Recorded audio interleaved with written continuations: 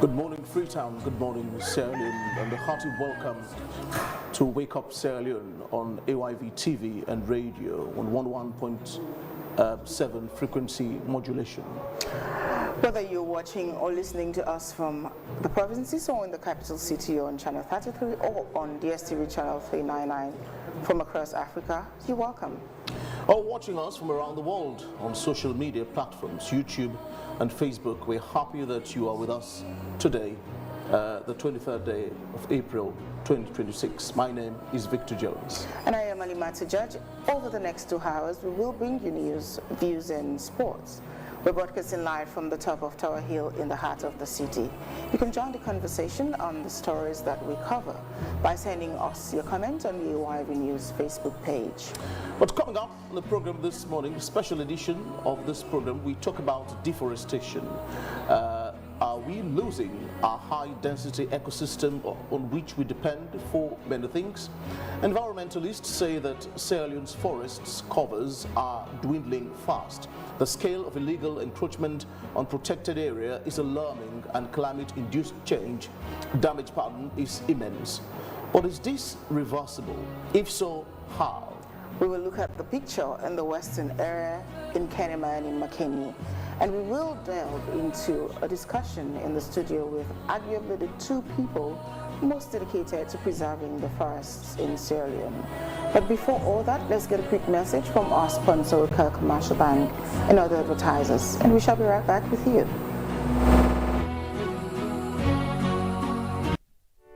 More and more people are using Wakeup SIM Copper Plus in their everyday lives. Did you hear that? She just transferred money for her daughter's school fees. And this man just paid for some products. Ah, Mr. Abu, are you sending money to your wife again? Yes, like Wakeup SIM Copper. Ah. Yes, like having money in my pocket. Ah, excellent. Thank you.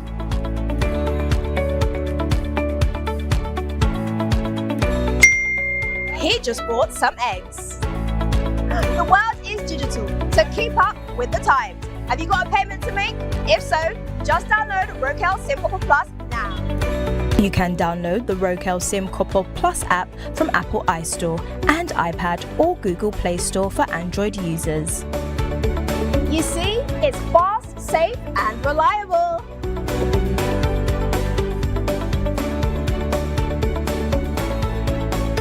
Sorry, Carl, go see some business partners. You didn't give me memory, Michael. Can if I can say you remember this camp people in not to Indy.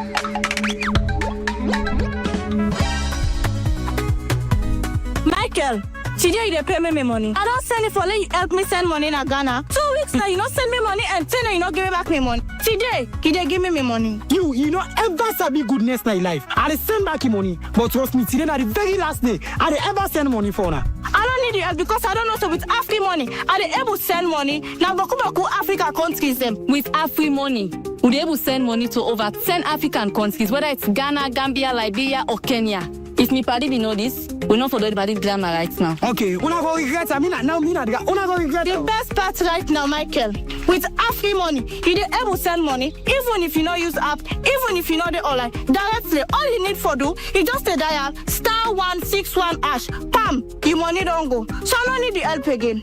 Thief man. Thank you. Send money to over 10 African countries instantly with Afri Money. No stress, no excuses. Just dial *161*1*6# now. Afri Money, quick and easy.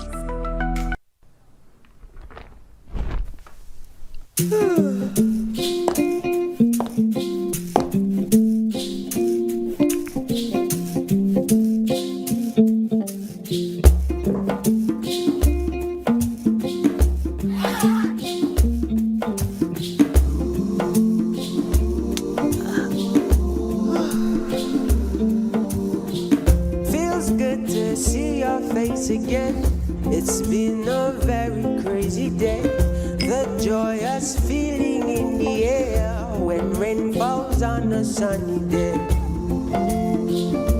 Happy, yeah. Let the stars, let the roll. Enjoy life's little pleasures with Maltina. Maltina. Share happiness. As mama, I always want waiting best for me picking them, especially when it comes up waiting them for eat and drink. Now this make I always they choose Sarah juice because they make them from with local foods them and nutritious and it gets less sugar than the other drinks them. Not to me say so. We last test show say Sierra juice gets 50% less sugar than the other drinks them na the market. Because we mama they know waiting best for we picking them, now you make we always they choose Sierra juice. Sierra juice is nutritious, it's healthy and it's sweet. Sierra juice, not the taste of Salome.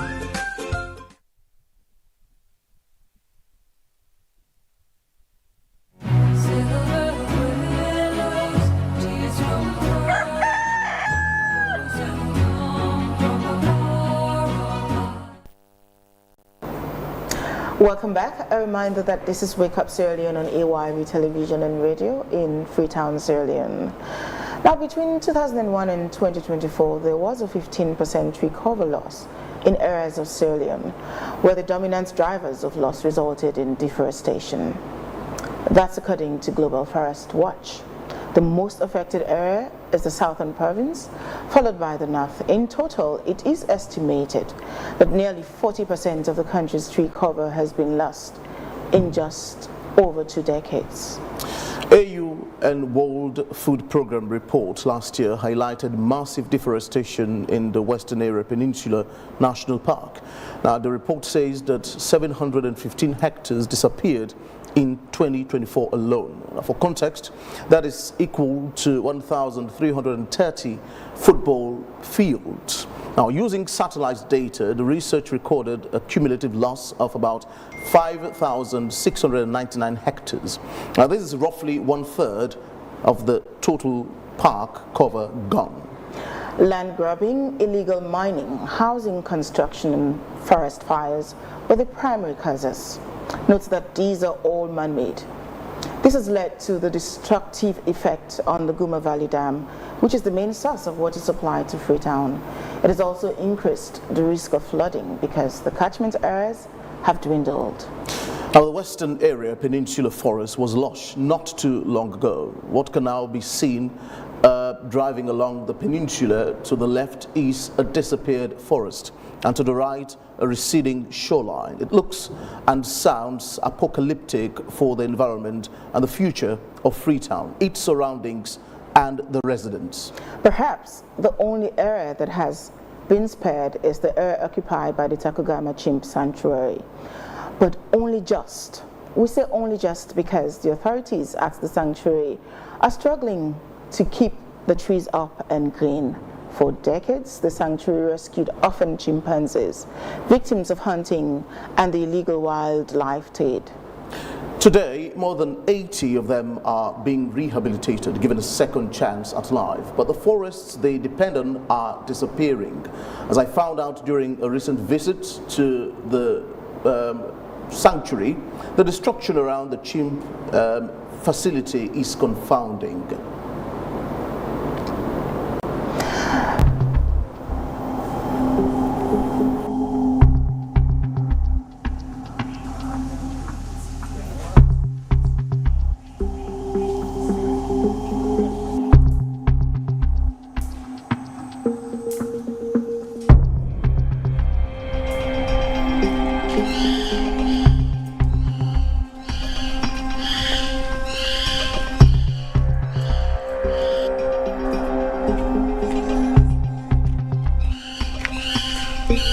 This is what life looks like for these chimps.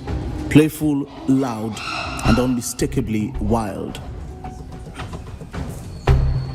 For more than 3 decades, Tacugama has endured, a fragile refuge holding its ground against the pressures closing in around it. The sanctuary has consistently ranked among the world's most visited conservation site on TripAdvisor for over a decade, drawing visitors from across the globe into this shrinking pocket of this colonial rainforest.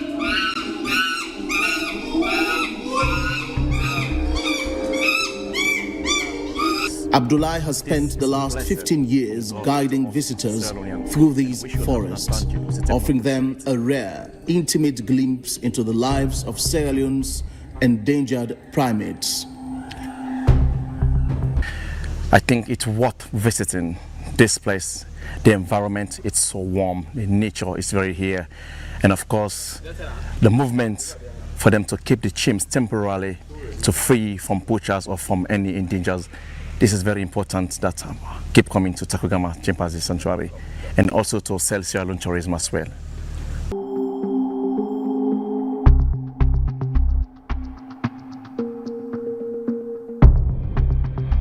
This is a portrait of the late primatologist Jane Goodall with Tacugama's founder Bala Marasekaran, taken during her first visit to Sierra Leone in 1993. Today, the sanctuary is preparing to unveil a 500-meter canopy walkway, the longest in West Africa, an ambitious effort to bring people closer to the forest without disturbing its delicate balance.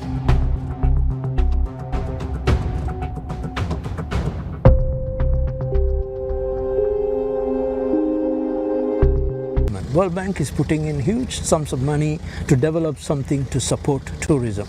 And they chose this place because Tacugama has a track record of running a project for over 30 years and run it well and kept on growing it, where to a point where this is your #1 ecotourism destination.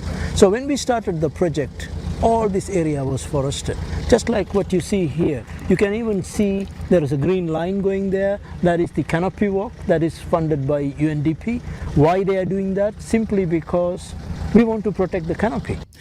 But just beyond the four walls of this sanctuary, the story changes abruptly. The forest is fast surrendering to its defeat. A stretch of land almost the size of a standard football pitch, once a lush and living canopy, now lies exposed, stripped bare in what was meant to be a protected reserve. The so-called green belt has been pushed back, its boundaries redrawn, not by law, but by persistent defiance and corruption. Within 3 years, they have ravaged this place. And you want to tell me that we are serious in terms of developing tourism, safeguarding our #1 tourism destination? I mean, this is a joke. Where are the people? Where are the agencies? I mean, fine. If the agencies are there, they are ready to work, where are the resources? If you ask the agencies, they will tell you, well, we don't have the resources. But that's why we have a government. If you establish an agency who is supposed to do law enforcement, make sure they are given the resources to do it. Then you can blame to say if they are not doing it, then you can say they are not committed. So it is a combination of different things. Everybody needs to come. It has to be a concerted effort. Otherwise, we lose this place. I mean, for me, you feel like you wasted 32 years of your life trying to get this product for this nation, because I love this country.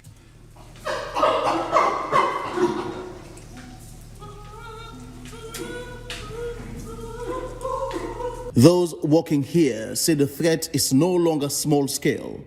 They allege the destruction is being driven not by subsistence need, but by influence, powerful interests, often shielded by political connections and general affluence. According to them, they do have their document from the Ministry of Lands that normally sell the lands to them.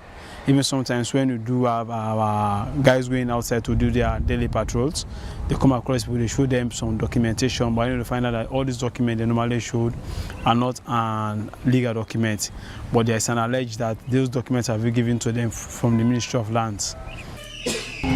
In 2019, Sierra Leone declared the chimpanzee Pantroglodyte verus its national animals, even placing its image on the national passport.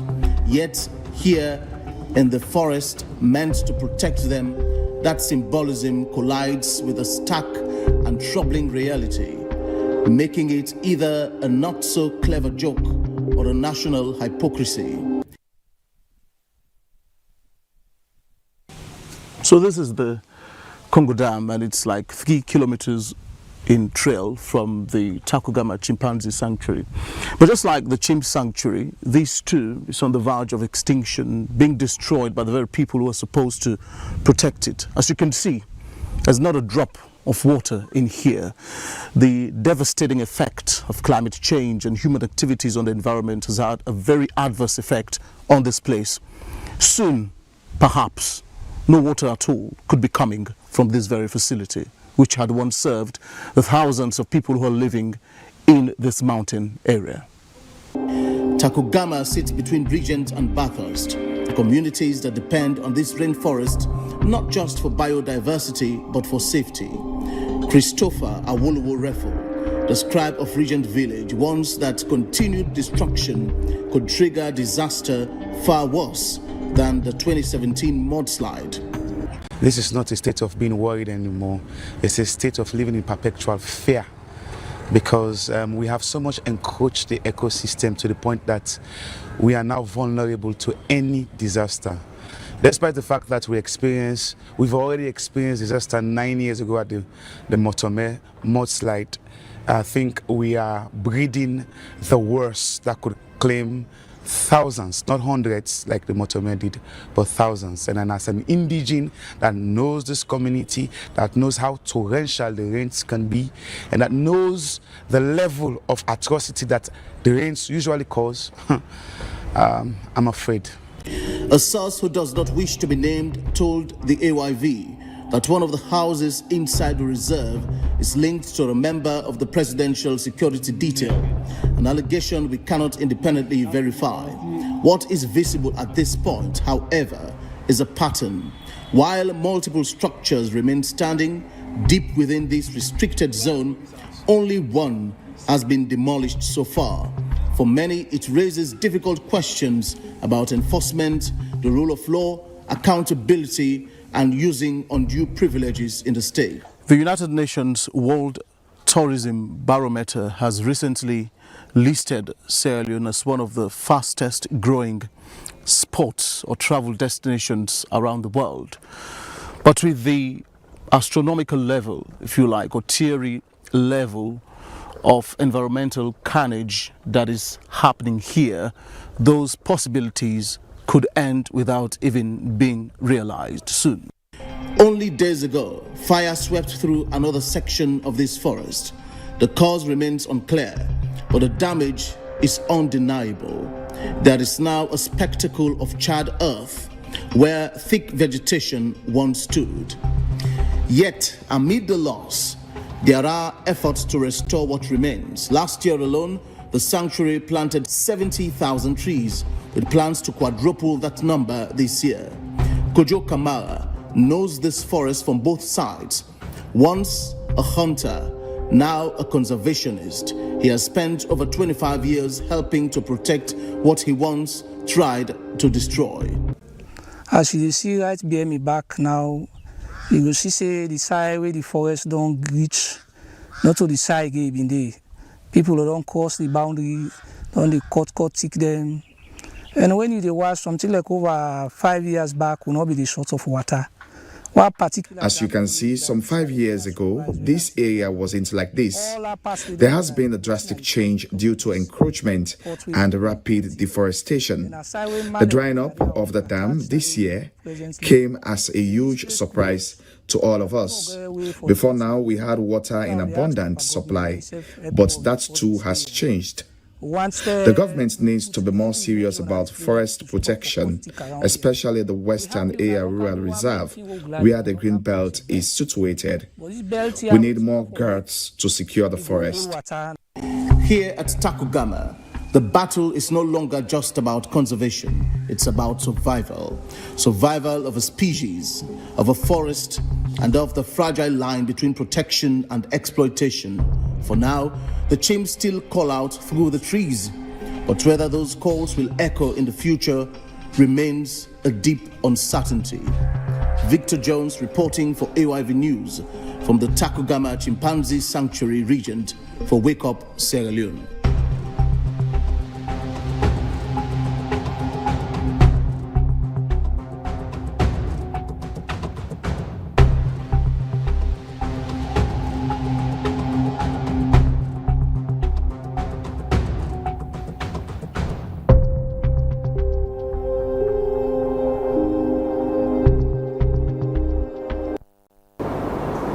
Well, that was my colleague Victor Jones giving an insightful expository of the carnage being done. Thank you so much, Jones. That was a good job. Well, we're joined in the studio by two men who have dedicated decades of their lives to protecting the forest in Sierra Leone. Bala Amarasikaran is the founder and director of the Tacugama Chimpanzee Sanctuary. And in Studio 2, we have Tommy Garnett, Executive Director, Environmental Foundation for Africa, and doubles as the Chairman of the National Protected Area, NPAA. Board of Directors, gentlemen. Well, Mr. Bala, welcome to the program. Thank you. You just watched that documentary by Victor Jones. It's not looking good. And you've been there since 1995, right? It's a long time. You've seen it all. What does it look like on the ground? How is it affecting? Because that deforestation is massive. How is it affecting Tacugama Sanctuary? I think Victor Jones have done a wonderful job by putting that little documentary together. They say a picture speaks 1,000 words. Yes. And really, there's nothing much for me to say. You can see that. It's mind-blowing what is going on. And it's not being fair to some of us who have dedicated all our lives to protect that area. It's not just protecting that area. It's not for the chimps or for the wildlife. It is also our major catchment area. I mean, you were able to see what has happened to Congo Dam. It's not just about climate change. It's about the deforestation we are making all around. You must realize, like the Congo Dam, the source is not at Congo Dam. It comes miles away up in the ridge. When you talk about up in the ridge, you are going all the way to the same source that supplies water to Guma Valley, and many other places. Guma Dam received the water from the same point. So if you're going to cut off all that area from Beerberry to Comfort Bridge and all that, you are basically removing the canopy at source. That means the water is drying, beginning to dry right from up there. By the time it comes to Congo Dam, most of it has evaporated. Most of it's gone. This is a serious, serious thing. This is not about Bala. This is not about chimps. We are losing our prime water source for Freetown.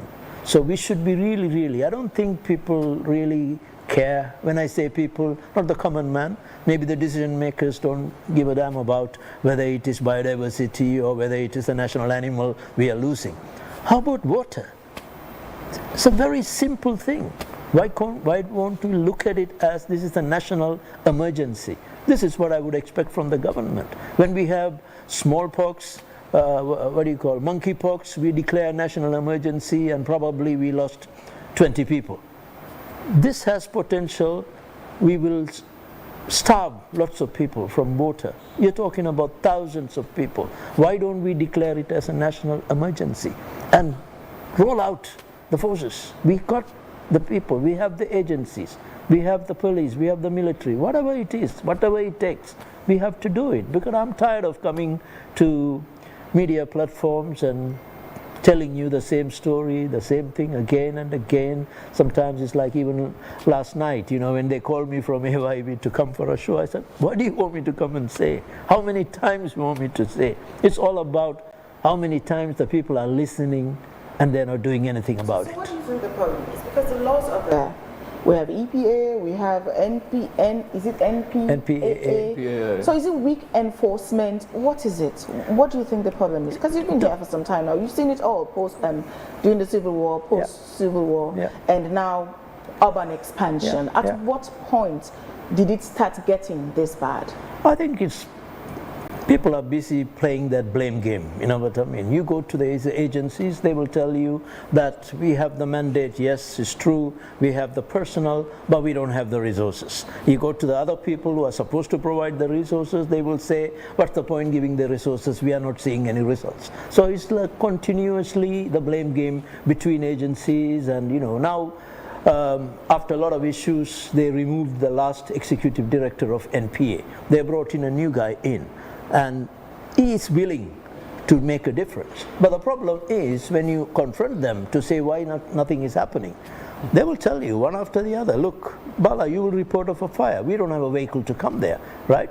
We need to pay our staff something to come there and do the work to put out the fire. So it's like all the time it's the same vicious circle. It's like we want to do the job, we have the people to do the job, but we don't have the resources.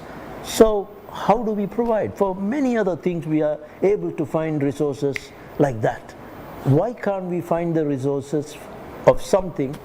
This is of national interest, and we are talking about water, we are talking about losing your top ecotourism destination for this country. Not a single tourist comes into this country without going to Tacugama. I think when Victor was there, there was this guide, the top guide from Visit Sierra Leone. He said last year when Tacugama closed down, they had so many cancellations from people who were supposed to visit here simply because Tacugama was removed from the itinerary.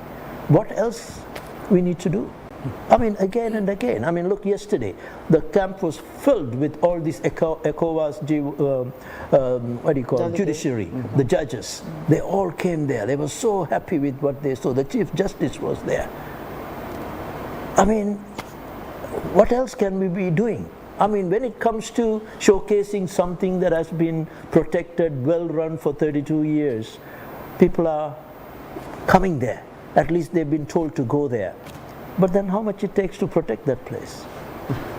What's the relationship like between the sanctuary and, let's say, the line agencies, EPA, NPAA? Do you work cordially?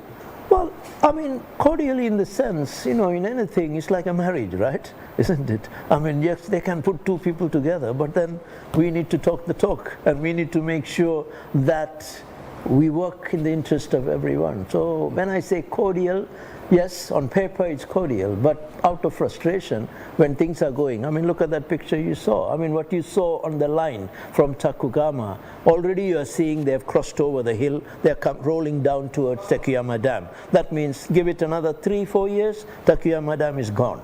That's one of our main sources, that's gone. Go behind the line, like you took your drone out there. You saw the massive destruction. And how do you tackle this? It is happening right under the eyes of men in uniform. They are there. Ministry of Lands have deployed some military personnel there. And this is happening right in front of them. Then I think I can only leave it to the viewers to make up what is going on.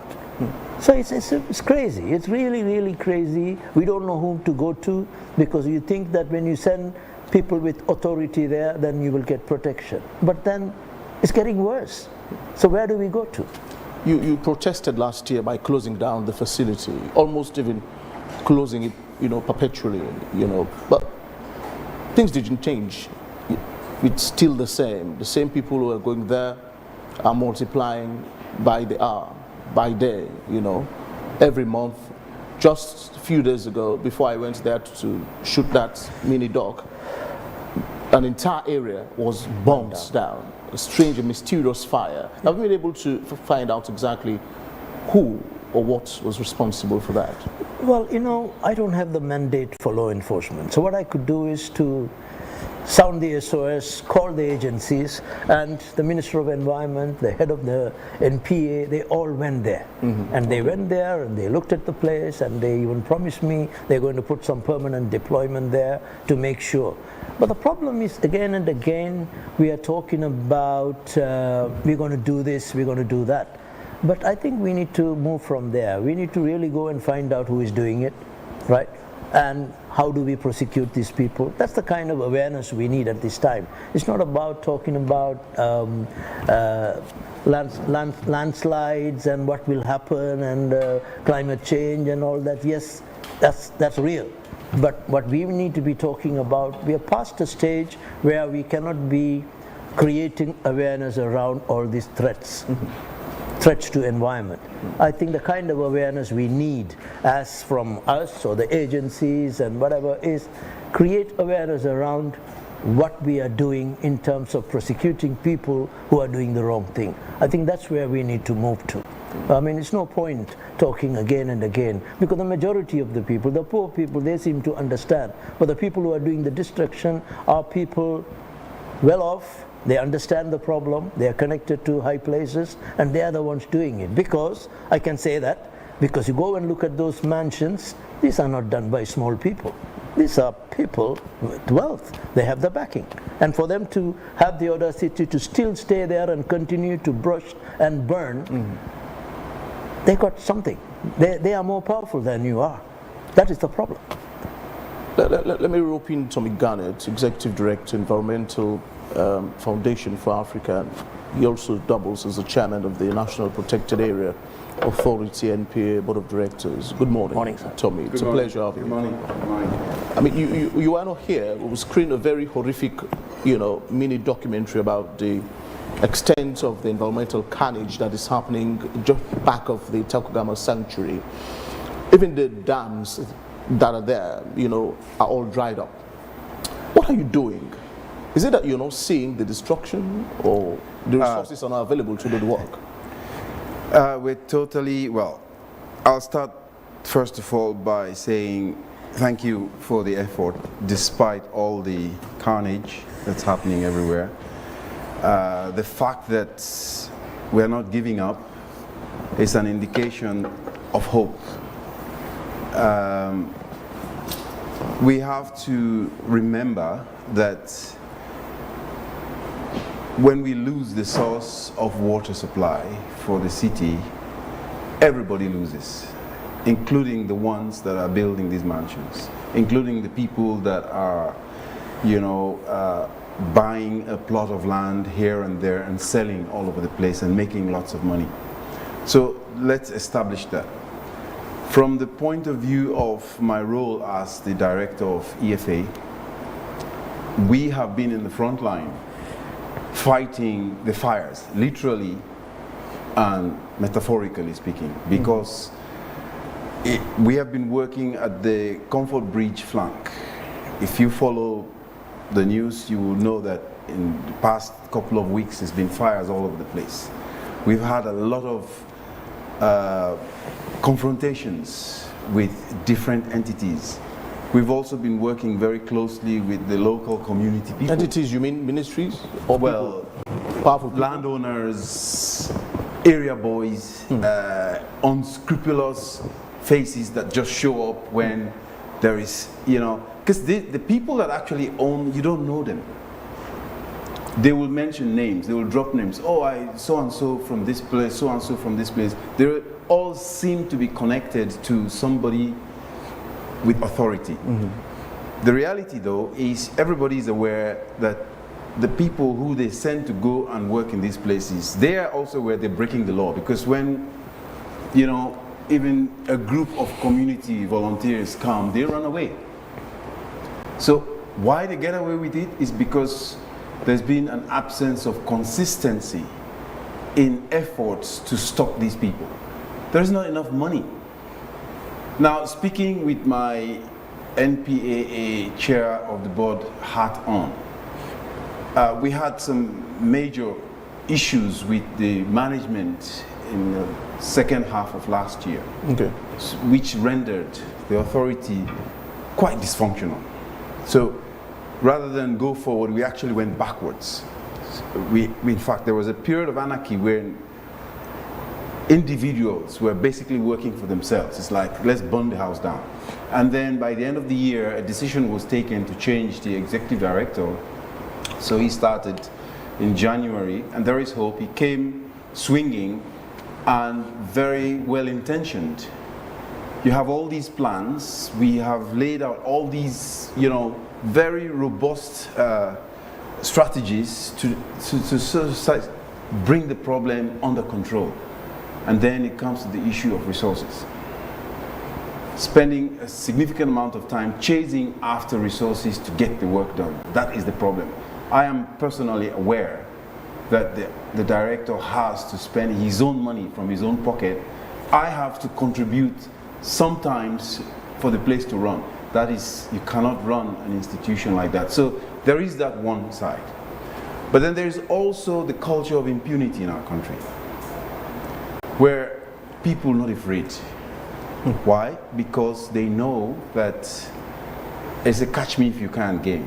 Most of the areas, including behind Tacugama, not everybody they go there. They will take the chances. They know they're breaking the law, but they will take the chances. I bet you, if we had the resources to consistently send guards, recruit, train more local community people to serve as monitors and, protectors of that area, day in, day out, things will change. We tested that out in Comfort Bridge area for about 3-4 months last year, where 40 people were patrolling. They get a little lunch transport allowance of 50 leones a day. For 50 leones a day, 40 people were able to wipe out all the charcoal burning business that was happening there. The trees that were planted began to thrive. The only thing is, when we run out of money, within a month, the problem starts. So you begin to see the correlation.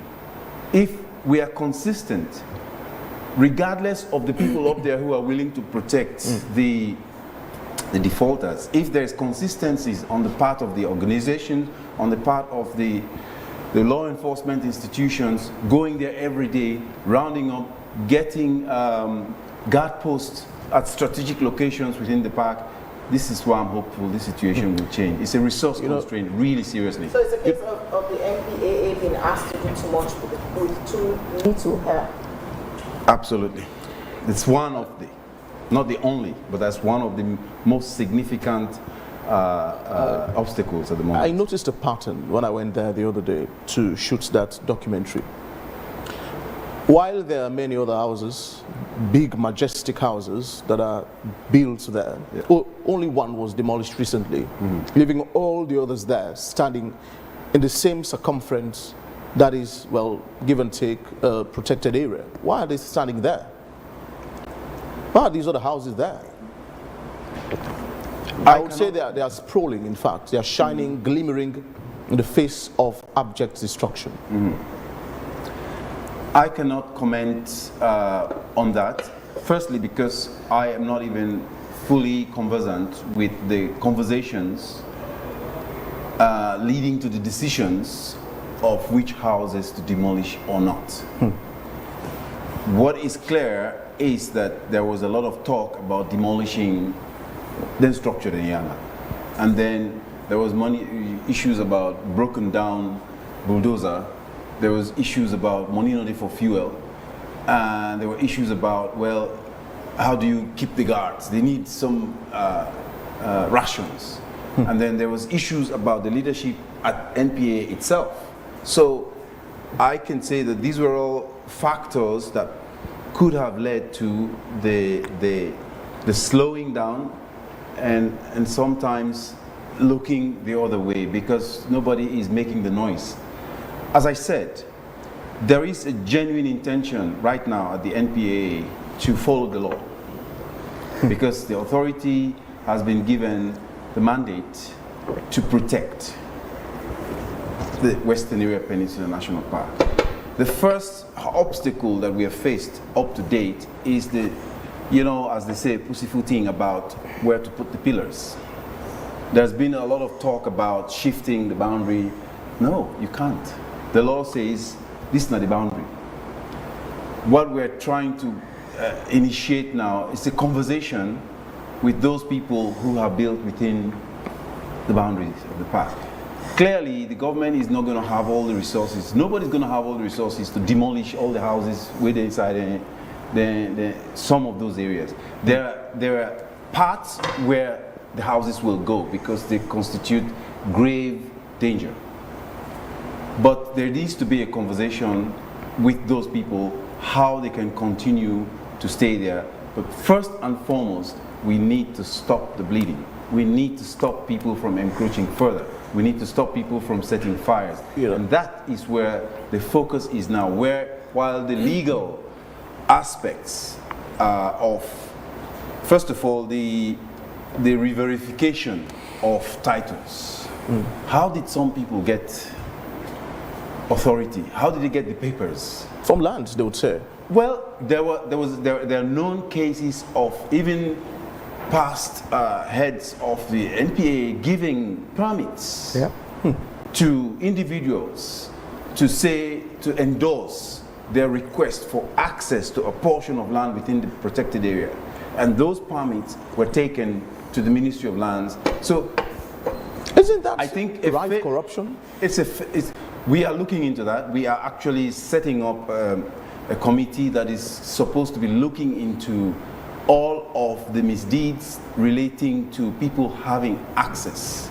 But as I said, right now, the focus has to be on stopping the bleeding, because we need to stop people encroaching further. You don't have time and resources to dig into the past when there is a fire right now in the present. Even the president is aware about this. A while ago, His Excellency made a statement publicly, and he said he was basically accusing top government officials to be the ones who are giving access to people to build in these areas. He's aware. But the question that Bala asked a while ago is that, why haven't we still declared a state of emergency on this environmental carnage that is happening at the moment? It was so swift for the nation to declare, emergency on rape. It was swift to declare emergency on smallpox. That was here a while ago, and we saw the state mobilized, against that, disease. Why not the environment, which is perhaps even by far more crucial than anything else? I would say because the environment is more complex. Complex? Yes. It's more complex area. It's, the other examples you have given, they're specific. When you talk environment, you talk about everything.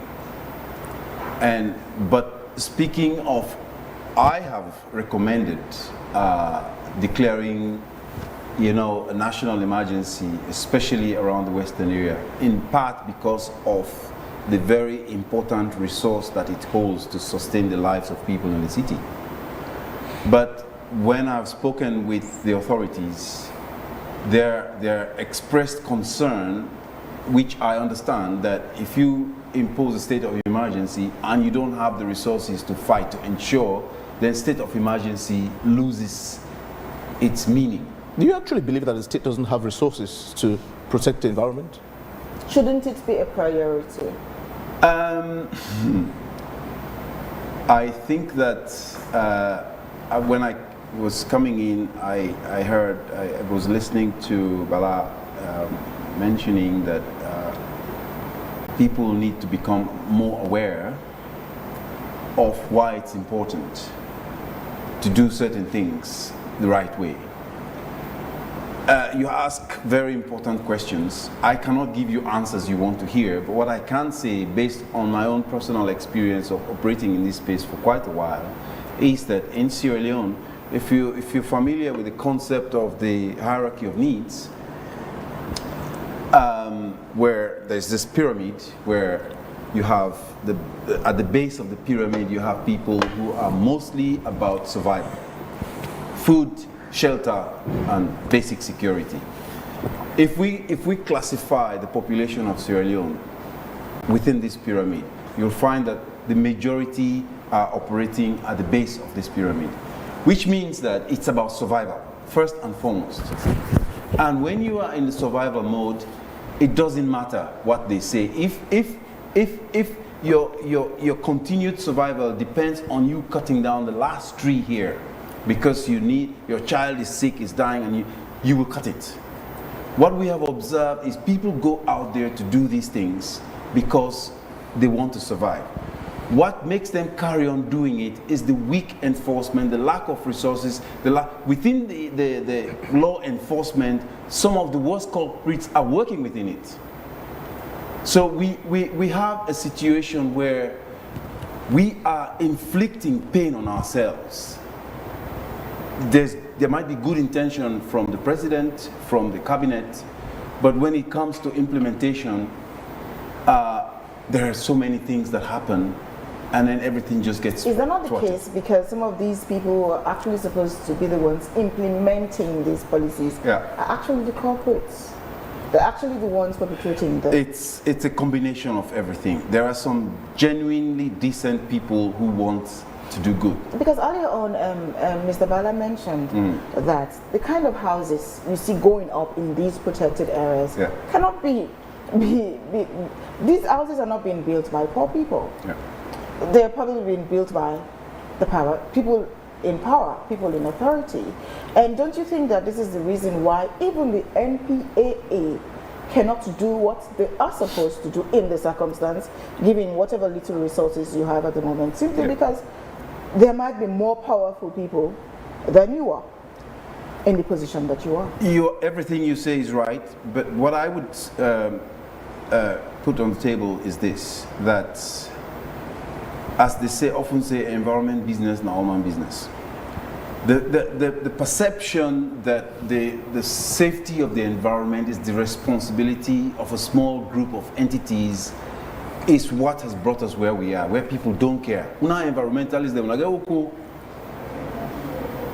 we all breathe the same air, we all need the same water, we all need to benefit from the environmental services that we get. But how many people genuinely go out there and speak for the environment and willing to offer their time?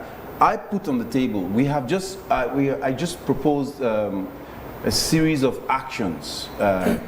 It's under discussion. One of which is to apply the Kenyan equivalent of Harambee. I lived in Kenya for a number of years, and through Harambee, there are so many national development initiatives that were launched, funded by the people. Our reliance on foreign entities to pay for the cost of fixing our environmental problems is part of the reason why we're here. We just deploy the go. The way the money comes, instead we scatter it. So you have little to show for all these resources that are coming, because people have not owned the problem. I think we need to start from there. Let Sierra Leonean people own this problem. Let we all get us say, we don't want to let this happen.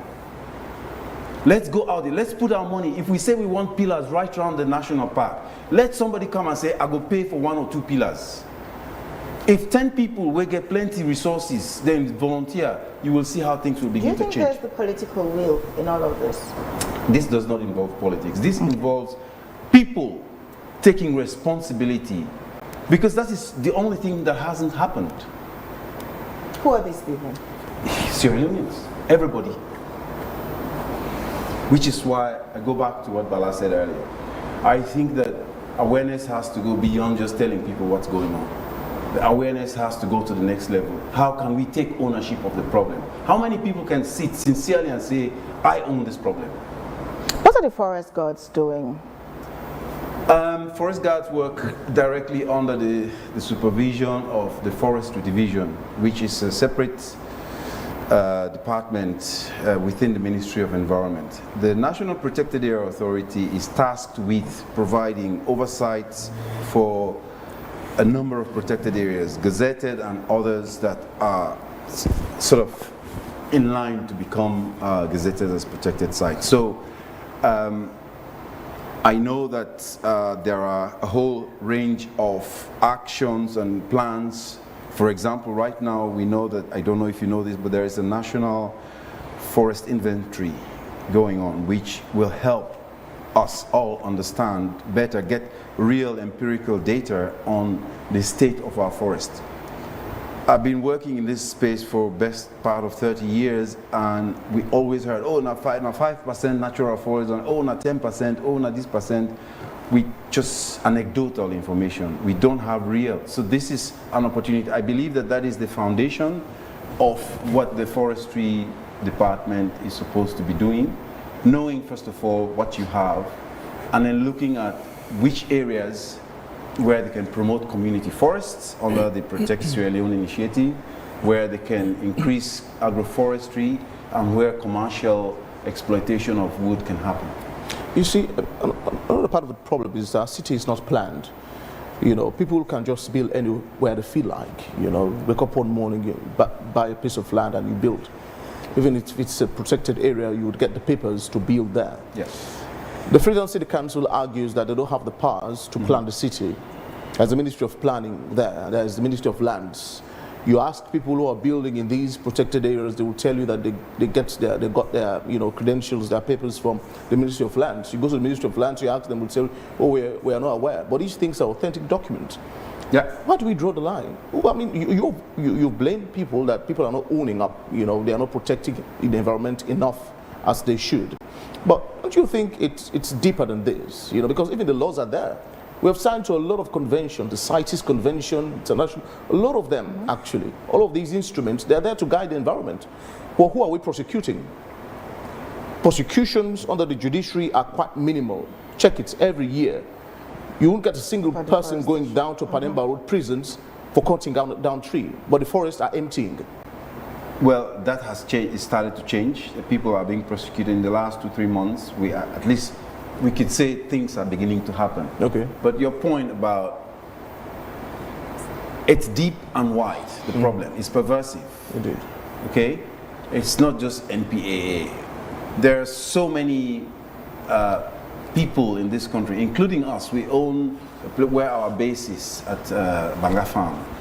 Somebody just came one day and said, I own 124 acres here, and all of these... A single person? One person. And we received papers from the High Court saying we should stop all activities because this land belongs to this person, or according to documentation. From the High Court? From the High Court. That was in 2019, okay? March, I recall. When you get papers from High Court, you have to go get some legal minds. We had to pay money we didn't have to deal with a nonsense case. These people in the ministry enabled this lady to get papers that predate the dates of all the other title deeds. We got our place in 2000, 2001. It took us 3 years to finally get that paper. That lady was first spotted in that area in 2015 by one of the people there who is supposed to have been involved in selling land to her in 1986. So the ability of people within the ministry to backdate documents is one of the reasons why you have so many people have claim to one plot of land. Because the law says the one we get the earliest date, 9 prevail. Which is why the president was referring to the legal system and everybody involved in this problem. So if I start from there and you start looking at the role that everybody is playing, Ministry of Planning, Housing, or Ministry of Works, you're starting a construction. You need people to come and inspect the integrity of the structures. And sometimes they don't even show up. They will come when you're finished. So you go and get your building permit. So let's be real. The problem of responsible leadership. Leadership, first of all, everybody wants to be a leader. But what we actually need is the quality of leadership, that wherever you are, you're acting responsibly. That is proper leadership. Because if we rely on the leader, we do what the leader says. What if the leader is leading us in the wrong way? That is the challenge we're facing as Let me bring in Mr. Vala. Mr. Vala, so you shut down in protest in 2025. Did that action lead to any real change, or are things just slipping back? Well, I mean, I'm grateful to the seat of power. That is, the president himself got involved. Okay. He put in some resources, and they came there and they did some law enforcement, demolished some illegal structures. All well and done. But the problem is, it is again same firefighting. Every time you have a problem, every year you have to get up and start shouting and screaming, come to television station, meeting the big people, then some action is taken. But it's not consistent. Every time. I mean, the same lot of people who were chased out of that place where they went and did the law enforcement, they have moved further up the valley and they're doing the same thing. You took it with your drone, all that pictures. Some of those people were here last year. They were kicked out of this place. Now they are in another place. So these are not even community. These are professional land grabbers. They are conniving with people and doing it. And coming back to sympathize with what Tommy said regarding the resources and commitment and all that. Like, he's giving you a very good example of a lady connected to power maybe, right? He goes and gets his place 10 years, 15 years before that lady. And there are people still in the Ministry of Lands doing papers with that. Our problem is, are we able to convict this lady? Are we able to get those people who signed these documents into lands? That's where we need to start. So, talking about resources, yes, we need to do the firefighting as it is happening. But there are also other avenues we need to, definitely pursue. There are cases that people have forged documents, right? People have signed documents. Why are we not bringing these people to books? That's what I would like to see. Not the coal burner, not the guy whom we are catching. Yes, it has to run in parallel, but that is not really helping us. We want those people who are signing these papers. This is where we need to focus on. If we put military people to protect a line, if they are burning beyond that line, there is military police to take care of them. We have structures, we have laws and order there. Sierra Leone has one of the best laws. Implementation is the problem. That's what we need. That is what we need to talk about. Like Tommy and I, we should come here to say, okay, last week, those people who gave these papers, they are going through investigation. We are going to do something about it. That's what we need. It's like what Tommy said last year with all that problem, right? The former executive director got fired, right? A new one has come in who is willing to change the scenario. But the problem is, as he said, I'm good to hear that the investigation going on. Because some people were, as he rightly said, even NPA was giving permits to people, right? What do we do with these people? Are we just going to sack them? The problem is we are sacking people, but then you see, give 6 months, 1 year, they're recycled. You see them cropping up in another agency somewhere, they're still there, right? So we are not really getting rid of people, we are continuing to recycle people. Nothing is changing. That is it. Look, it was so frustrating for me, His Excellency standing at the water conference in Bintumani to say that he has to take money out of his pocket to fuel the bulldozers to go and do law enforcement. What is happening? Where are these agencies? How can you allow a president to come down to that level to do it? Where are the people he has put there to do the job? That is my question. In the face of the troubles that the NPA is going through, and I'm sure all of the other line agencies are going through, minuscule resources are limited. Totally. What other solid option do they have? How can we beat this? That's what we are talking about. It has to run in parallel. We have a judiciary. Even yesterday, Chief Justice with all his ECOWAS people were there. He was so happy with what he saw. He was even talking about some of them. Recently they went to China and they have to take them to places where they were really looking at these places. Then they come to our backyard, we have something so remarkable, so well run. They said, why should we even go there? This is something we can showcase. It's like that. And they said, we need to do something. Same thing comes from the Attorney General. I was speaking to him last week. He said, no, you need to bring people. We need to put people behind bars. That's the only way it's going to stop. Otherwise, it's not going to work. So I think, like NPA, as much as they're trying to, even the Minister of Internal Affairs, I was with him 2 weeks ago. He said he is prepared, full support to NPA, to see how we can relaunch what we had. Remember the MACP? What we had many years ago. Tommy and I, we worked on that project before we declared the Western Area Forest Reserve into a national park. This was like 12 years ago, right? So things that worked, why can't we re-implement? Pass a state of emergency, release the MACP, where it's a combination of NPA, forestry, police, military. So it's not one agency altogether, and start doing something. So you think this is doable? What you said? Oh, absolutely. Reintroducing.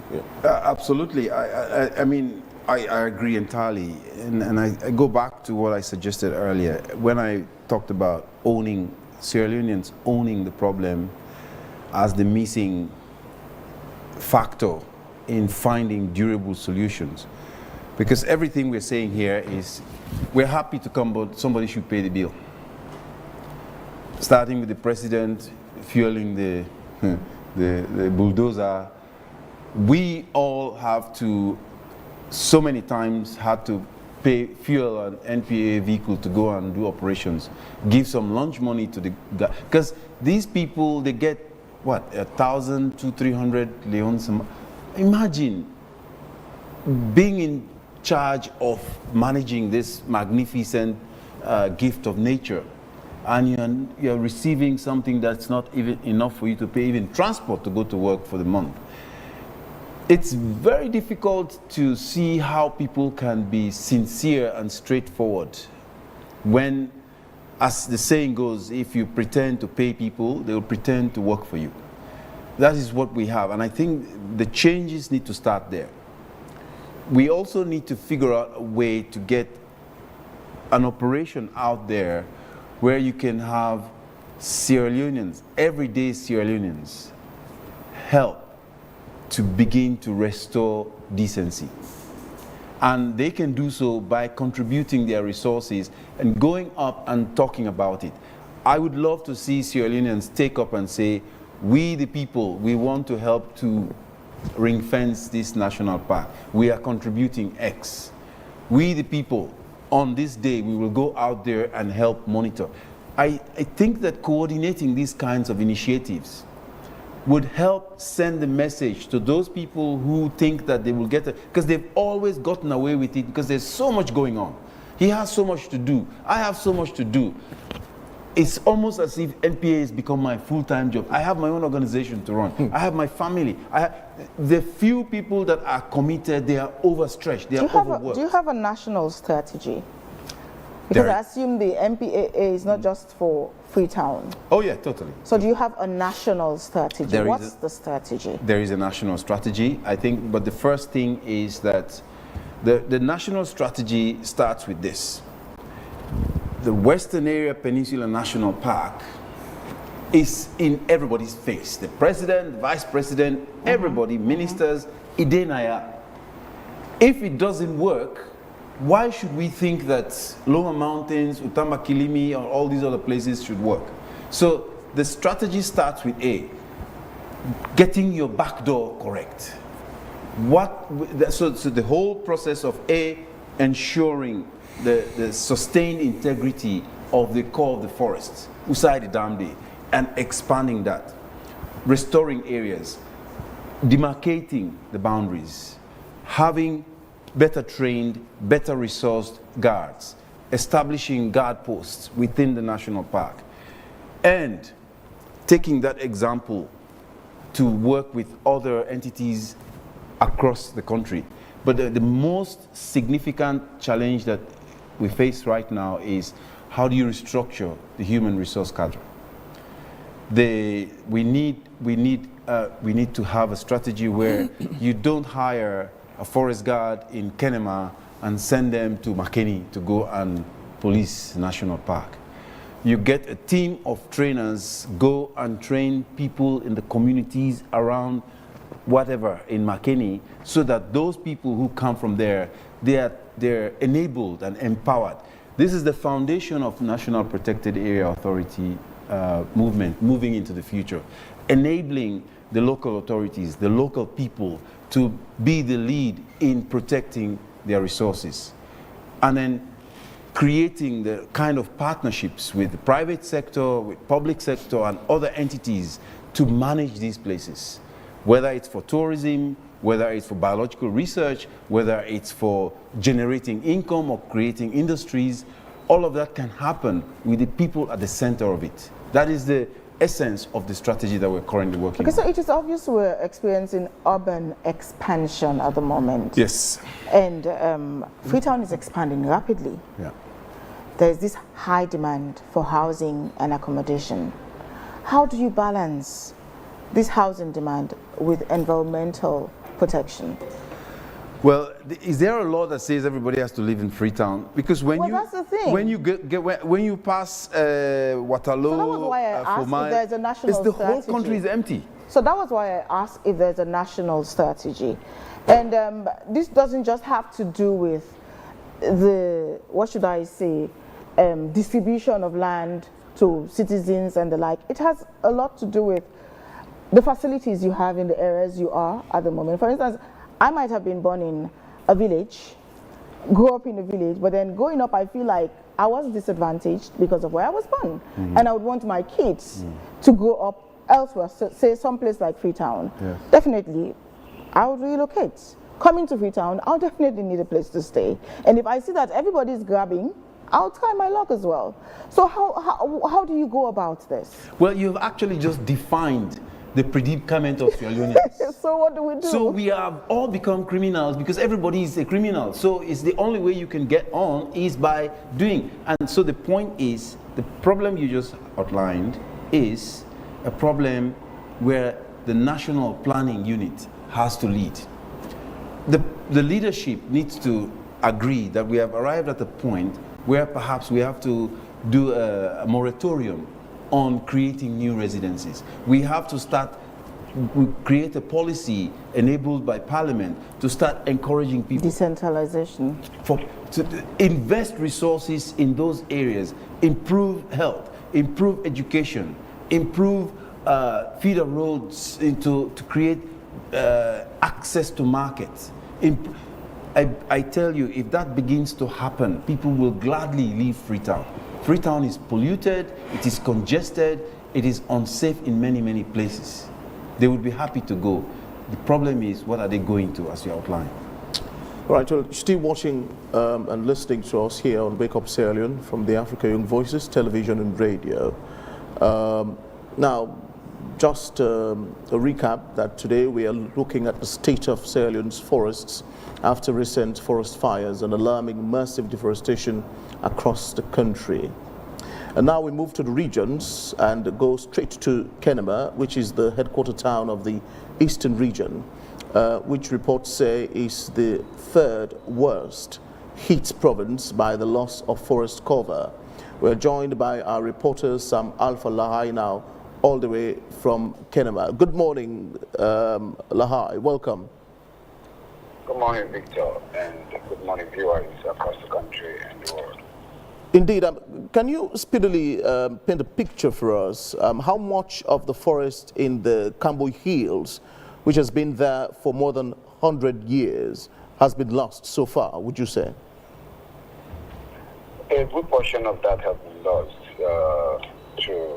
Initially, there has been this problem of deforestation, charcoal burning, and even mining. Some measures have been taken in place, which I will report on that. And the forest, the Kenema Camboy overshadows the Kenema city itself, and it runs through Kono and all the way to Liberia border, I think by Lofa County, as the case may be. This forest is even is an iconic forest for Kenema city, because even the district team derived its name because of the Cambo Hills, and so it is called the Kenema Cambo Hills. It has existed for over 100 years, as you stated, and it is, from data, it is a protected forest. And because it's a protected forest, so there is all need that the government protect that particular forest to make sure that what is there is being protected, to give a facelift and a greener looks of the Kenema city. But for some years now, that particular forest has gone on a threat because human activities interfered into the preservation of that forest. To a large extent, even the forest division in Kenema was annoyed before even the formation of the NPAA.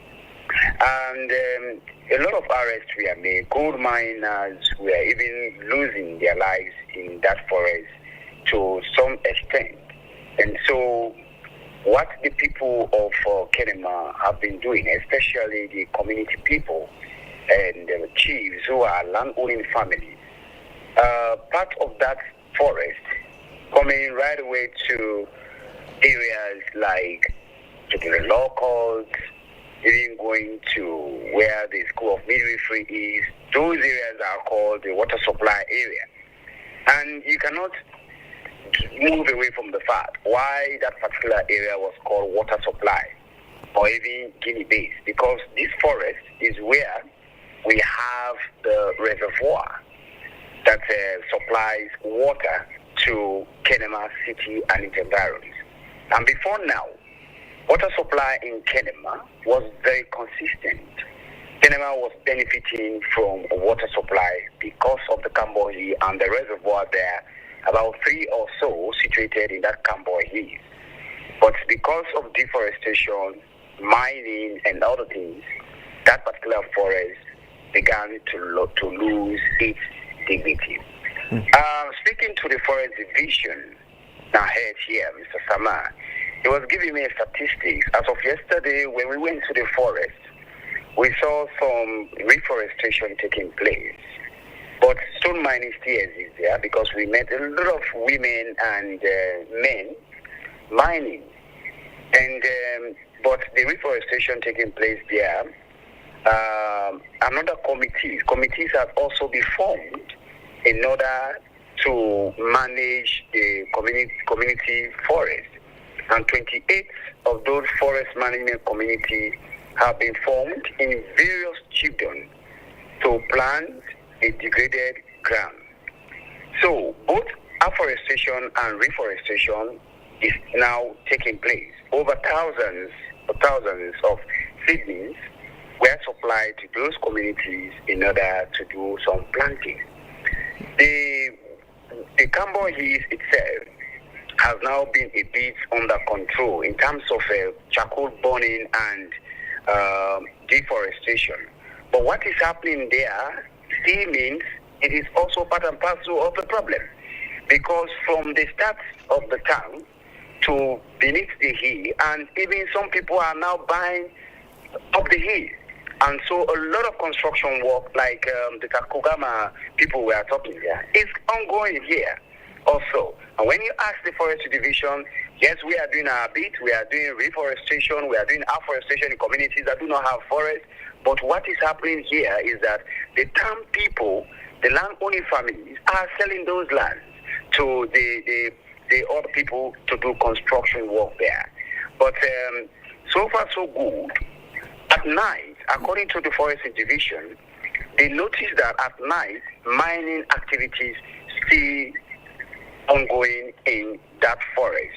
But we were unable yesterday to get onto the Mines and Minerals Agency manager here, because they determine, more especially when it comes to this artisanal mining, as the case may be. But so far so good. Part of that forest is now under threat because construction work are going on there. And to a certain extent, when you ask Salwako, what is the problem? Why Kenema is faced with water problem? Because currently there's not much water flowing here. And what they tell you that because of deforestation. But when the Forestry Department was speaking, he said no, it is because of mining. Because even the water that is flowing now is almost not habitable, not necessarily means that it is good for drinking. So by and large, people are concerned about a nature that has been given an oversight of the city to be greener. Right. Well, many thanks indeed, Sam Alpha Lahai, reporting for us there all the way from Kenema. We'll now go to Makeni, as deforestation is also a growing concern over there. We're joined by our reporter Abbas Sisse. Good morning, Abbas. Can you hear us?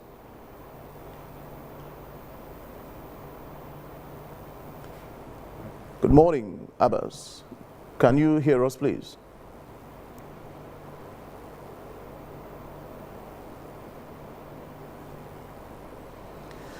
I will try to, get Abbas later on in the program. But in the meantime, let's just go to our Facebook page and just snip out some of the messages that are viewers have been sending over there, and it appears as though a lot of people are keen about the topic we're discussing this morning.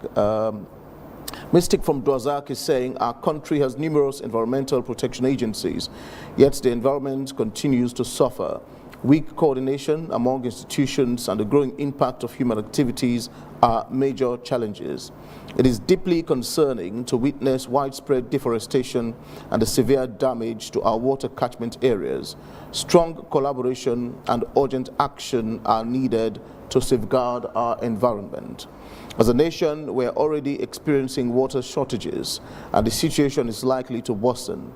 Our key water catchment areas are under serious threat due to ongoing deforestation, including vital sources like the Mile 13 Dam and the Congo Dam. If urgent action is not taken to protect and restore these environments, water scarcity will become an even greater challenge for future. Forget the forest, go and see how our rivers are being destroyed. People mining openly, all man Sidomna Freetong under AC and watching. This is from Stephen Yale. And this other one is saying, for the S. Bangura, NPAA not serious about the Otamba Kilimi National Park, which is the first national park in Sierra Leone. The park is losing its biodiversity quality. They should fire or remove the park manager, and she is not capable of managing the national park. Mosdi is saying, thank you, Victor Jones, for the sobering and well-documented report.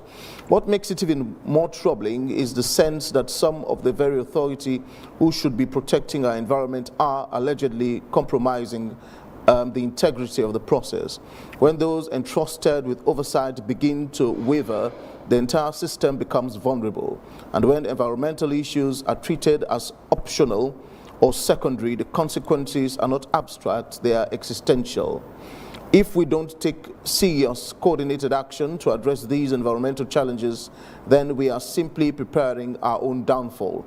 A nation that ignores the warning signs nature is giving will eventually pay a price far greater than any political cost.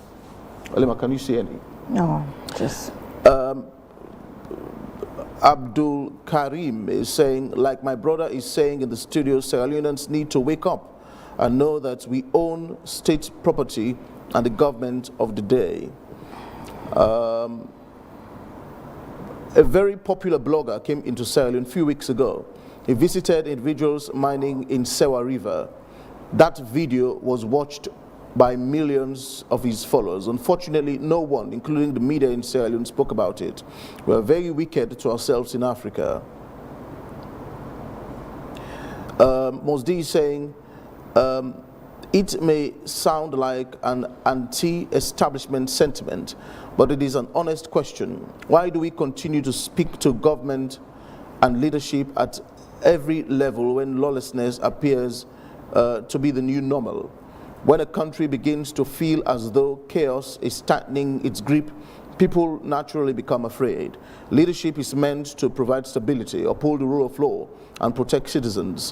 When those functions weaken or disappear, the fear that follows is not radical, it's rational. It reflects a society sensing that the structure meant to safeguard order are no longer doing so. These are just a few of the messages we've actually received on our Facebook page. More messages are coming in actually, but I would like to, gauge your response. Bala, you've listened to some of the messages on our Facebook page. I'm tired, really, to talk of this subject again and again. Should I say I'm pleading or should I demand? I think the only way we can solve this, let the government take this thing very, very seriously. Pass a national emergency. It has come to that. We are not really realizing the problem. It is really, really bad. We are talking about these smaller things. We are talking about time to come. Just imagine when Gumawali shuts down their pipe, they have a problem in their pipe, right? And they shut it down. They send a circular to say, we are shutting down for 24 hours. Just imagine how much chaos it creates just in communities. People are going around trying to find some water, this and that. The point is, what happens when it cuts off for weeks? And it's going to happen. It will happen. And the way, it's not even The dam itself, okay, let's say water is reducing there. We are fighting to see how we can save whatever is left to make sure that dam still able to collect the water that has been collecting over the years. How about the threat to the dam itself? You are building meters from the dam, right? Imagine that breaks. It's not just about the 50,000-60,000 people who will die there. That's the end of our water resources. Where are we going to get water to supply Freetown? This is a national emergency. Wake up. This is Wake Up, Sierra Leone. Wake up. That's all I can say. What else? What else? Yes, said it all. But then, you know, we've said it all in the past. We've been saying the same thing. We had a conference of organized by all environmental organizations operating in the country at the time in 1996. We spent 3 days at Bintumani coming up with a beautiful strategy for how to deal with Sierra Leone's environment problems. And it was very promising, and then the coup d'etat happened in 1997 and all man scatter. And by the time we reconvened a couple of years later, the focus had shifted. We lost an opportunity. I firmly believe that Sierra Leone's environment will begin to thrive when Sierra Leoneans from all walks of life wake up one day and say, it's my responsibility too. What can I do? Let's start searching our minds from wherever we are, whether we're bankers, whether we're newspaper salespeople, whether we're TV reporters, whether we're medical doctors. As long as we're breathing the air and drinking the water and using the ecosystem services that this nature is providing, we have a responsibility. I would like to appeal that we start from there. Of course, the messaging that we're putting out there is supposed to help people appreciate this, but it's not going out far enough. So I put it to you guys. You guys have the ears of the whole country through radio, television, other media. Maybe this is a time also for the media to join the fight, as you have started, intensifying. I know that it's gone beyond just making news items. It's a war, if you think about it. We are fighting a war against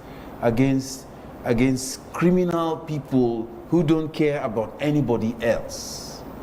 They set fire in a forest within few hundred feet from the dam. You spend so much money planting trees, they go and brush it and burn it. Now, are we honestly in control of our protected areas still, or have we lost it? We as Sierra Leoneans, MPAA, EPA, all of you. Yes, we are. We have control in the sense that we have legal authority to enforce whatever needs to be enforced in these places. Okay.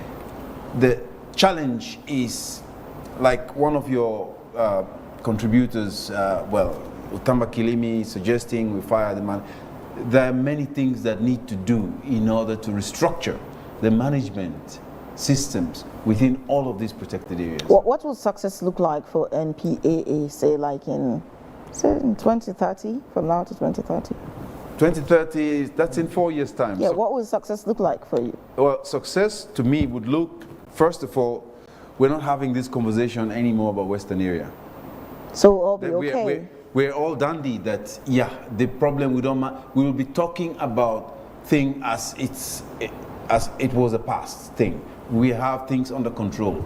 We have brought the national park under firm management, and we have stopped all illegal activities. We've gotten rid of all those jamba growers within the national park, those charcoal producers, those loggers, those ones we have stopped it, and the nature begins to thrive again. We have Sierra Leoneans in everyday walk of life going out there, encouraging other people to act responsibly. For me, that would be one of the successful outcomes of our community outreach. And the same applies to all of the... Mind you, there are some protected areas around the country that are functioning better than others. What we want to see is that all the protected areas in the country have sound management where Sierra Leoneans are able to go and visit and have a beautiful experience. Okay, Mr. Ballas, where do you see Sierra Leone's forest in the next 10 to 15 years if nothing changes? I think it looks like we will only wake up when the water stops flowing. You open your pipes, there's no water anymore. That's the time we're all going to come to the street. This is what we need to think about. This problem will explode on our faces. I mean, it doesn't matter which government, it will explode on our faces. I'm telling you, this is a serious thing. It's a time bomb we are playing with. It's just a matter of one day that fuse is going off. It could be the dam collapsing because of they are undermining the foot of the dam, or it could be the source is being cut off. Now, I mean, you saw it, Congo Dam has dried up, right? I mean, I've been monitoring Congo Dam for 32 years. In the last 3 years, by April, it's dry. Before it used to be, I mean, Barbadori could still receive water till the next rains. It's gone, it's finished, right? So, I mean, what's going to happen? Do you want really people to come to the street and start? And that again is going to be a problem. People don't protest anymore because you have to get permission to protest, right? How do you protest against the government when it's difficult to get the permit to protest? But this is a problem. It's a serious problem. We are dilly-dallying with it. I don't know what's going to happen. I may not be here to see it, but this is a problem. We are leaving it for our children. All what we are doing is basically let everyone think that person who is doing this dirty thing in the national park, breaching that boundary, let him think is not for him, is not for him building the mansion. He's basically he's consistent and he is determined to dig graves for his children. That's what they are doing. Digging graves for their children. This is what is going on. Lastly, I mean, for me, Tommy, I mean, I forgot to mention this, but the Ministry of Tourism has been really serious about upping tourism in Sierra Leone. In the last 4 or 5 years, we've seen an upsurge in the number of people that are coming to Sierra Leone for tourism purposes. However, the stark irony is that these places that we are claiming to be, you know, protected areas, these are touristic sites. For example, Mambo, if you go there now, I piloted above that place, I think a few months ago. You need to see the level of destruction that has happened. Community people are conniving with powerful people selling off the land, the forest that is just at the back of that waterfall. It's all gone. Tacugama is not alone. There are many other places in this country that are drying up. The forests are disappearing, and we are losing money for this. How adversarially do you think this is affecting tourism? Well, you don't need to be a rocket scientist to do the math. It's straightforward. There's a direct correlation between destroying touristic sites and reduced revenue. Another example, Bure Beach. I've spent the last 25 years, you know, going there, and the current Bure Beach is a shadow of its past. In fact, there was an investment by the World Bank in developing what was supposed to be the surf club. That surf club was one of the outcomes of a project we did, Conservation of Western Area Peninsula and its watersheds, where funds were invested in strategic sites around the peninsula, Bure, Number 2 River, and others.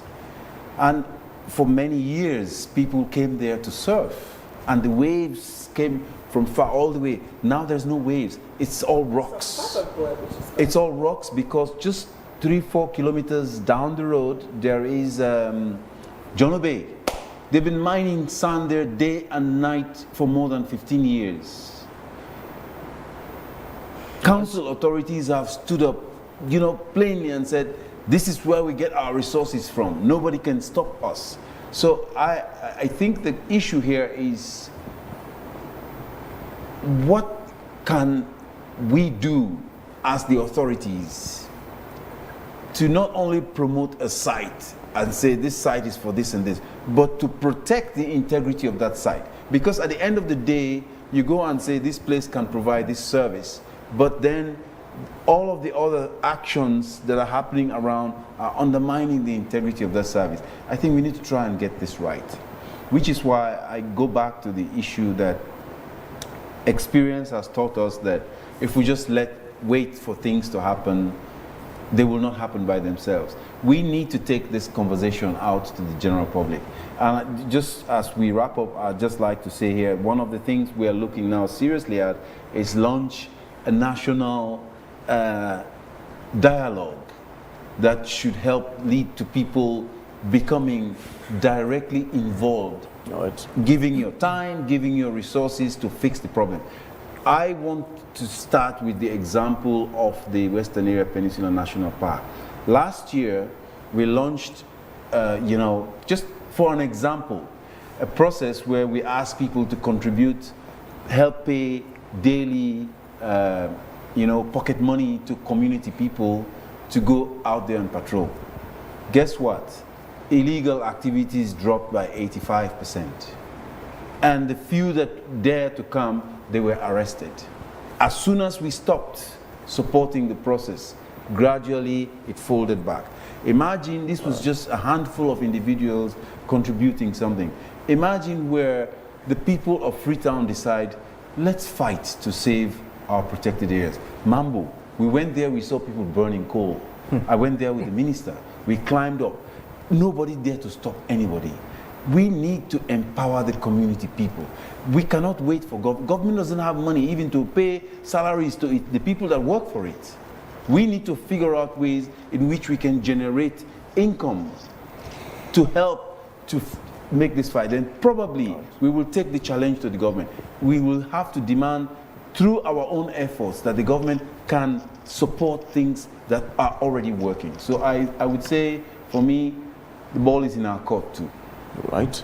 Thank you very much indeed. Tommy and Bala, your insights this morning have proven quite, resourceful. We do hope to continue the conversation around the environment, of course, and it's not again saying that, our forests are disappearing and the effects of climate change and even human activities on the environment are having some serious effects, on not only the lives of people, humans, but even animals, will surely continue, as Tommy has actually charged us to do, the media, continue to talk. Yes, indeed, we'll continue to do the needful. But thank you so much. We'll go for a short break and we shall be back. When we're back, we will be speaking to our man all the way from Makeni, Abasise, to give us a general update about the climate over there. More and more people are using Wakeup SIM Copper Plus in their everyday lives. Did you hear that? She just transferred money for her daughter's school fees. And this man just paid for some products. Mr. Abu, are you sending money to your wife again? Yes, like a Wakeup SIM couple. Yes, like having money in my pocket. Excellent. Thank you.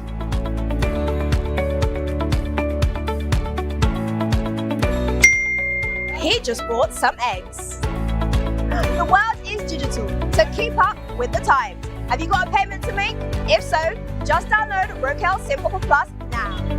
You can download the Wakeup SIM Copper Plus app from Apple iStore and iPad or Google Play Store for Android users. You see, it's fast, safe and reliable.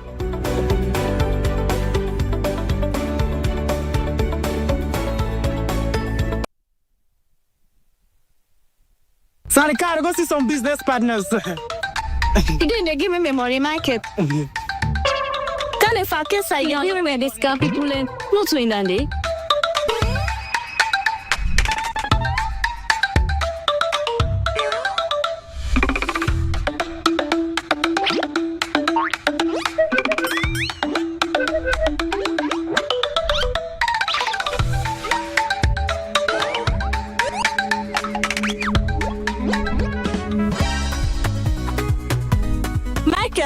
Today you pay me money. I don't send it for let you help me send money in Ghana. 2 weeks now you not send me money and 10 you not give me back me money. Today, he dey give me money. You know ever sabi goodness in life. I dey send back money, but trust me, today na the very last day I dey ever send money for now.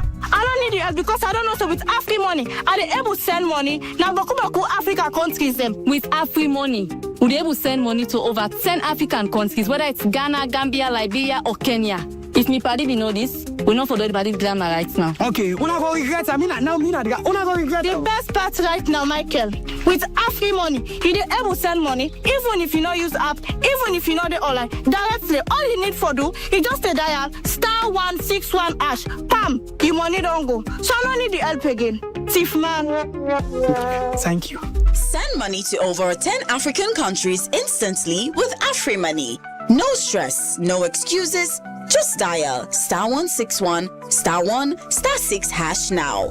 Afri money, quick and easy.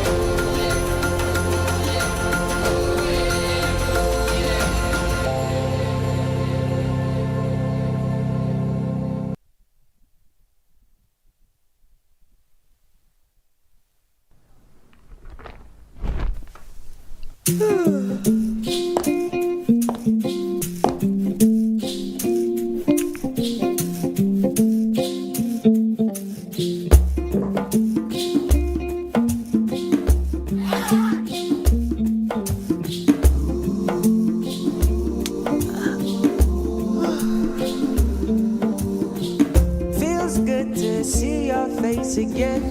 It's been a very crazy day. The joyous feeling in the air when rain falls on a sunny day. Happy, yeah. Let the stars, let the roll. Enjoy life's little pleasures with Maltina. Maltina. Share happiness.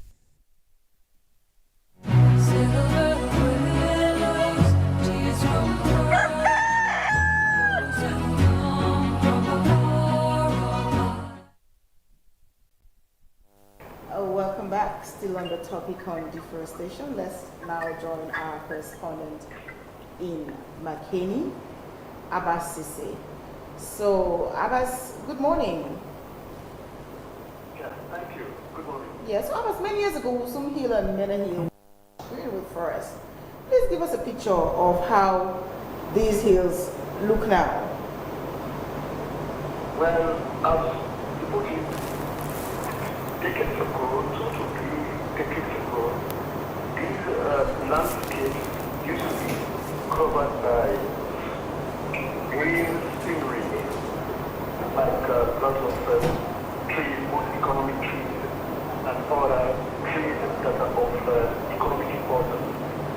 But due to human activities like housing, fuel, Tacugama, and other activities like farming, these landscapes don't no longer have the natural beauty they used to have. They get exposed to lots of extreme things which are really causing a lot of environmental concerns in this part of the country. And mind you, some of these hills, particularly the Mena Hills, it is a rocky hill. But because there were trees which used to cover the landscape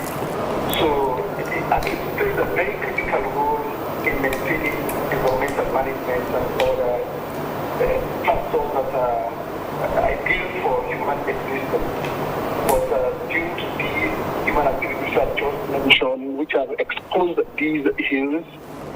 Now Makeni is experiencing a lot of environmental challenges ranging from extreme heat weather, erratic rain patterns, and worst of it all, like during the rain season, the city experiences flash floods, which normally affects human and also property.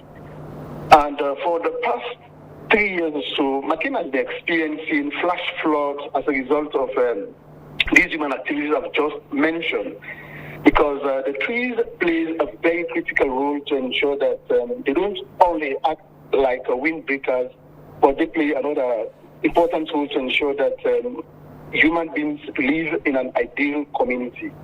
But due to deforestation, farming, housing, road construction, and others, these landscapes can no longer provide the ideal atmosphere which Makeni used to enjoy in terms of,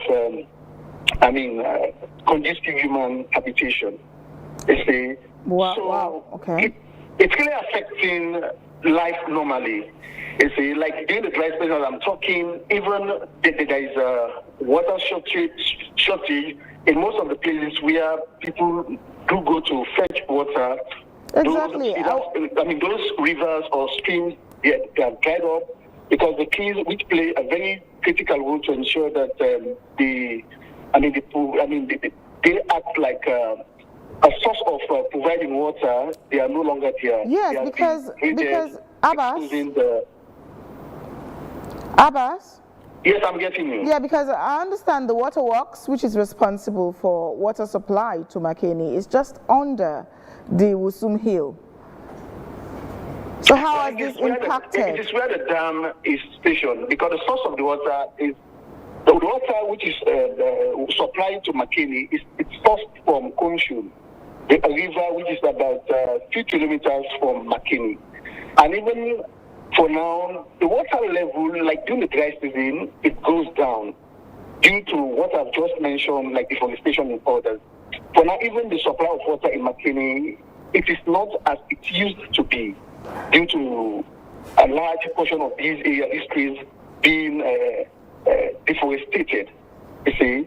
So it has a lot of negative effects on the water supply from Salwako, and even the streams which used to supply water within the township, like presently in the dries, they have gradually dried down, wherein people can no longer access water from these places where they used to get them 2 to 3 decades ago.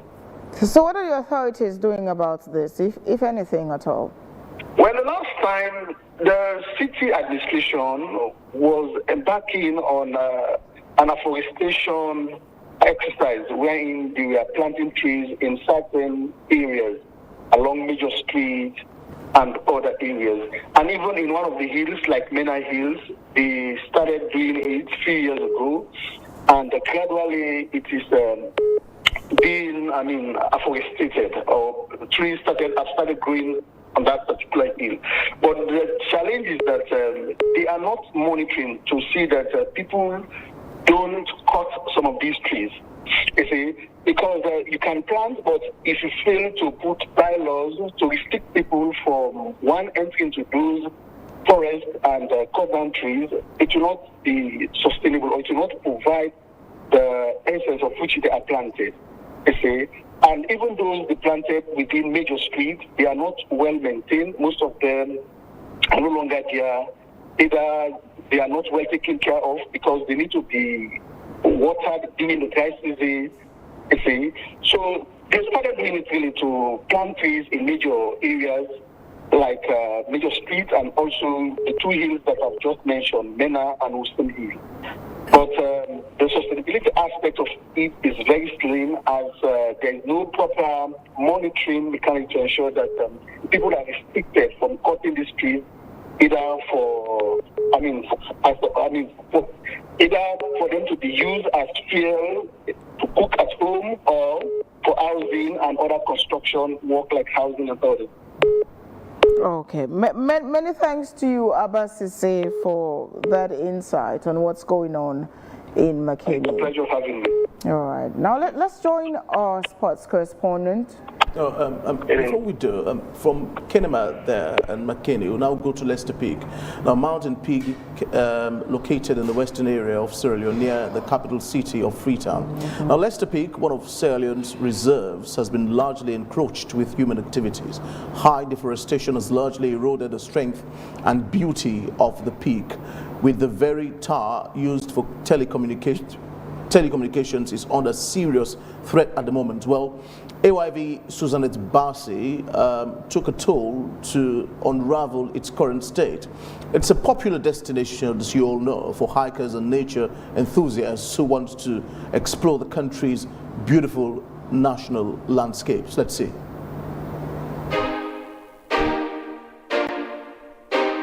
This is Leicester Peak, one of Sierra Leone's forest reserve. Long before now, this place used to be lush and very green.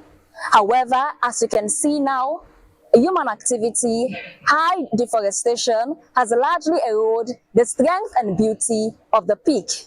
A land once known to be a reserve is fully encroached with houses, and the very tower used for communication is under threat. Follow me as we unravel recent developments.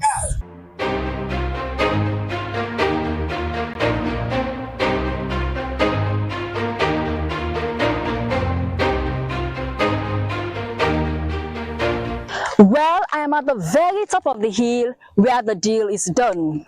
Deforestation continues to reshape the landscape, raising concerns of environmental safety, water supply, and disaster risks in Sierra Leone's capital.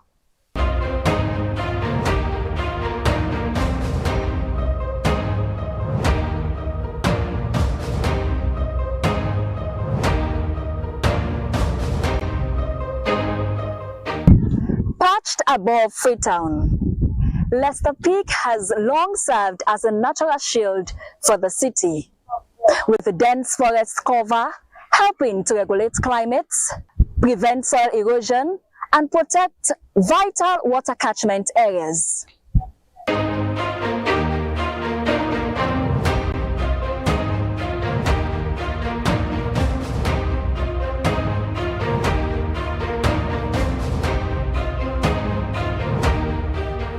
Sadly, that glory seems to be effaced with a new episode of disaster brewing, if not curtailed.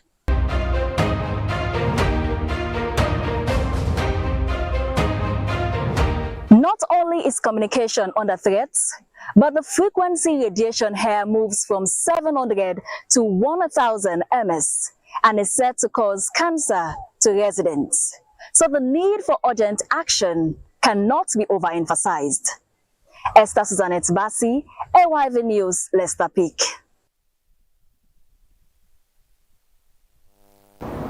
You're still watching or listening to Wake Up Sierra Leone on AYV television and radio. Don't forget to send in your comments and ask your questions to the AYV News Facebook page. In this final segment, let's relax while we take our health tips. In our health tips, we look at malaria, which remains a major health threat in Sierra Leone, especially for children and pregnant women. As we observe World Malaria Day, remember that malaria is preventable and treatable. So this health tips highlight simple steps you can take to protect yourself and your family. Let's join our health reporter, Edima Conte.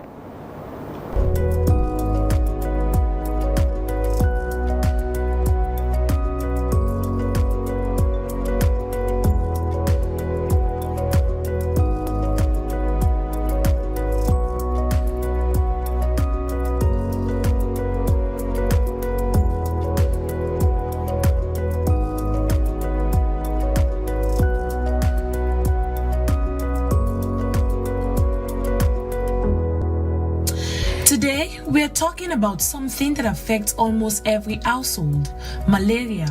Malaria is one of the leading causes of illness in Sierra Leone, but the good news is it is preventable. So, How can you protect yourself and your family? First, always sleep under an insecticide-treated mosquito net. Mosquitoes that spread malaria mostly bite at night, so using a net is one of the simplest and most effective ways to stay safe. Second, keep your surroundings clean.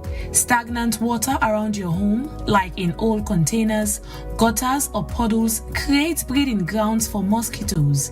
Empty them regularly. Third, if you develop symptoms like fever, headache, body pain or weakness, don't ignore it. Go to a health facility and get tested early. Malaria is treatable, especially when detected on time. Avoid self-medication because taking the wrong drugs can make things worse. And finally, protect children and pregnant women. They are the most vulnerable to malaria. Remember, preventing malaria starts with you. Sleep under a net, keep your environment clean, and seek early treatment.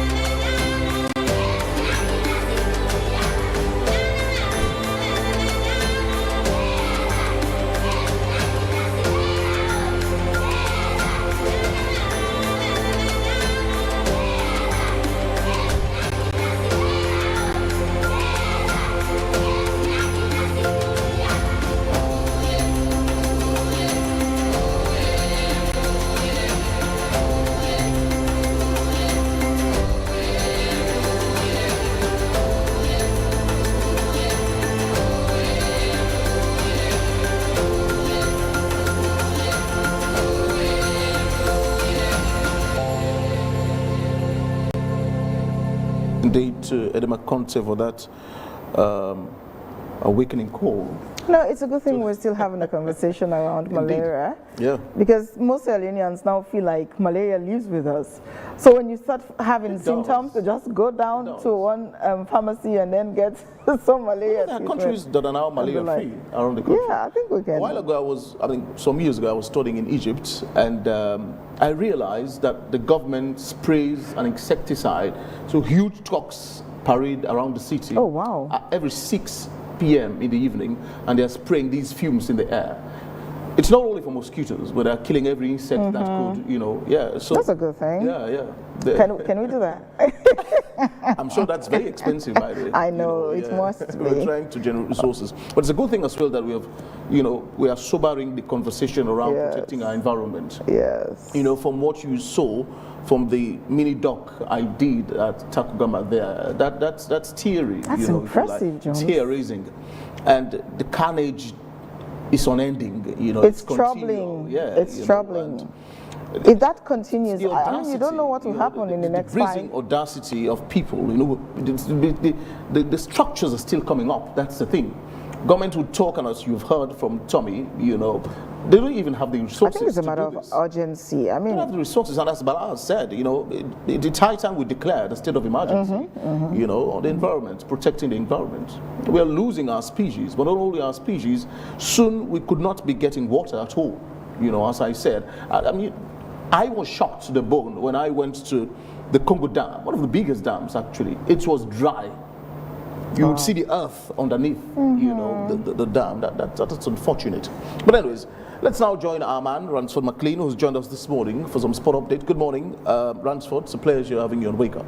Good morning, Victor Jones, and I'm to George for having me on sports this morning on Wake Up Sierra Leone. Of course, before I take you to the international scene, let me just take you to home. What's happening now in a presser? shared on Wednesday, the 22nd April 2026, the Sierra Leone Football Association has announced open application for head coach of Leone Stars, at the national team, outlining application requirements, and stated that May 12th this year is the deadline. This follows the determination of former Leone Stars head coach Mohamed Kalon's contract some weeks ago. Now, the Football Association noted that candidates must submit CV, coaching qualifications, technical proposal, and referees. The association also cited that only shortlisted applicants will be contacted, signaling a significant step in shaping the national team's technical leadership ahead of the upcoming qualification or tournament as a whole. But now, to the international scene, Manchester City, for the first time in the English Premier League, has overtaken their counterpart or their opponent, that's Arsenal, in the table, sitting first position with a 7 points both, but better goals difference. City take the lead after they defeated their opponents last evening. That's Burnley in Toughmoor. There was a remarkable performance in the early goal from Erling Haaland's goal as City lead the English Premier League. Barely 5 games to end the English Premier League. And still, as I close in the English Premier League, Chelsea Football Club are currently 8th position.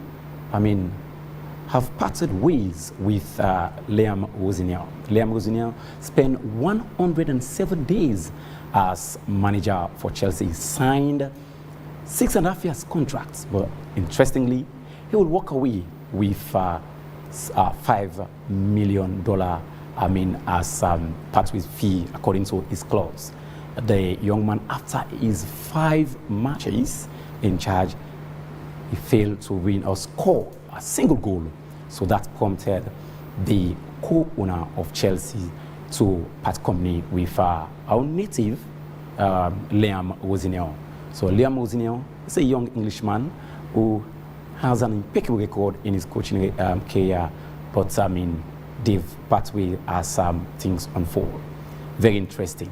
Well, that is it for sports this morning on the Wake Up Sierra Leone. And over to you, Alimatu George and Victor Jones in the main studio. Right, well, thanks indeed. Ransford. Well, this is where and how we will end today's edition of Wake Up Sierra Leone here on the African Voices. We say thanks to our sponsors, Rokel Commercial Bank, for their support for the program, and to our audience as we appreciate your time as always. I am Victor Jones. And I am Alimatu George. Please stay tuned to AY with Herald today as we have other exciting programs coming up. Until we meet again for another exciting edition, take care of you.